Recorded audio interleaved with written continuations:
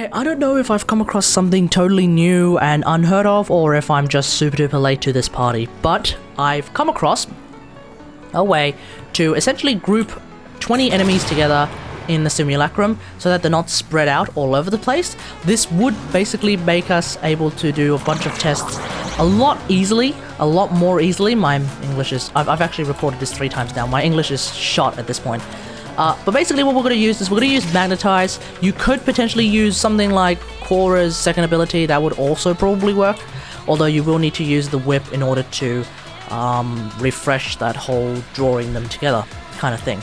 But the idea is to use the Magnetize bubble to bring them all together. And so then we have 20 enemies all clumped up. Okay?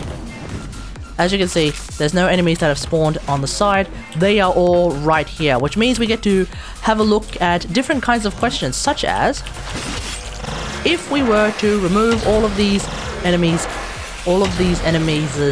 armor. So we have removed all of their armor. Great. How many arrows would it take for me to kill all of them in a Magnetized bubble? Let's find out. 1. That did nothing, almost. 2. 3. 4. 5, but that only killed 1. 6.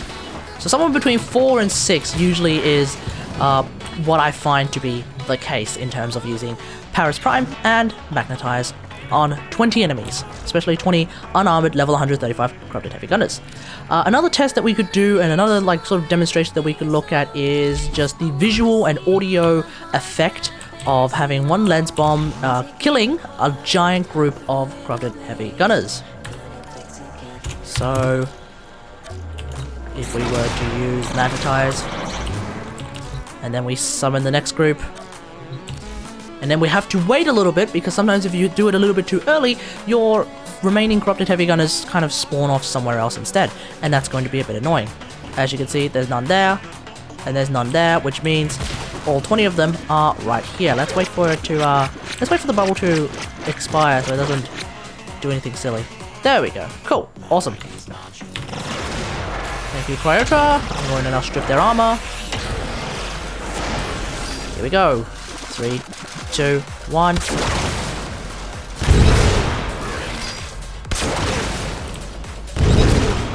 So as you could hear, provided I don't cut the audio too low on the game, there's quite a big booming sound when you use that bomb against that many enemies all together. Awesome.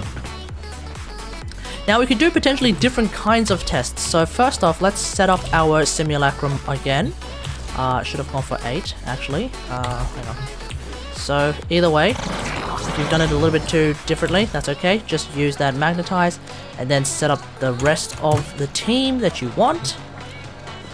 So they are all grouped up together, and now I'll summon the final 8.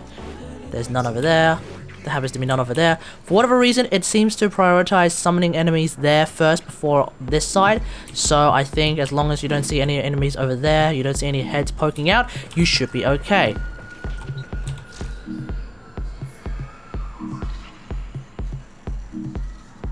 We've got people screaming outside.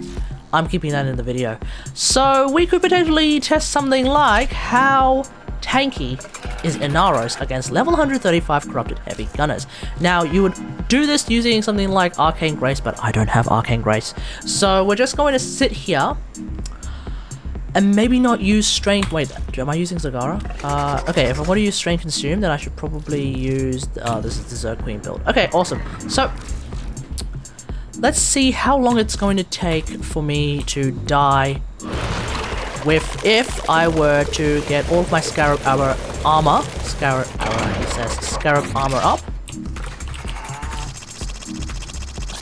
Oh. Let's get a bunch of health from our health orbs. This is going to take a little bit of time. Sweet. Okay, there we go. And now we just unpause the AI. Come at me, you bastards.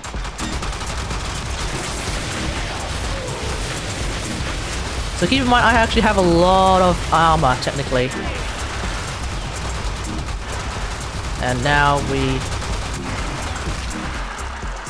are basically dead. But that's just one test that we could do. Obviously, if you have a test that you want to do instead, you're more than welcome to do that. Another test that would be very interesting, but you could still do anyway against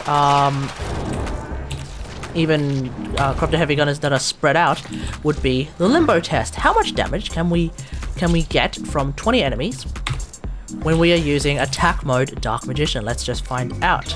As well as, like, what is the overall effect of having that many enemies in a Cataclysm, or whether it be through regular stasis, I don't know.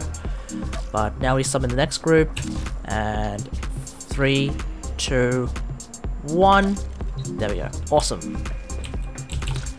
Give me, where's my Dark Magician? Dark Magician, there we are. Am I on attack mode? Yes, I am. Fantastic. 10 out of 10. Stasis.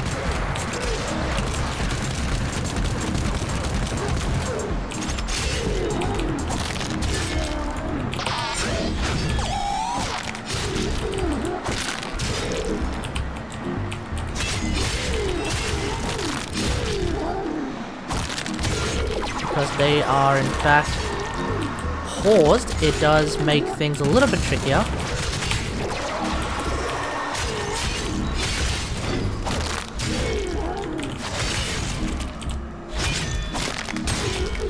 But yeah, we can do quite a lot of damage. I wasn't paying attention to the top right hand of the screen, so I actually didn't see how much damage we were getting via Rift Torrent. And finally, one more thing. I might as well take this opportunity to just do this right now. I'm actually going to use... yeah, screw it. It turns out that... what is it called? Exodia Contagion is actually affected by Condition Overload. So we were talking about this on stream, and I thought that it wasn't, but it actually is. So we're just going to demonstrate that right now. Let's have a look at how strong it is. What is it? Condition Overload memes. My favorite weapon to use is, of course, the Scourge. I really like the Scourge. The fact that I can just put in 3 different... I did it too early. Let's do it one more time.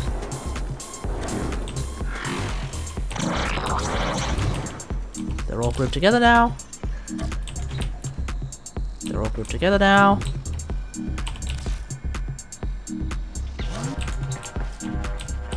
Sweet. Awesome.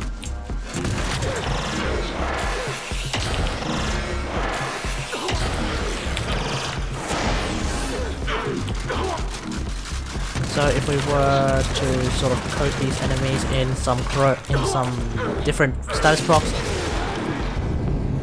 voila! So yeah, anyway, let me know what you think about all of this in the comments below. Otherwise, if you like this video, hit that like button, subscribe for more WarFrame content, and until next time, I'll see you guys later. Thanks for watching. Bye!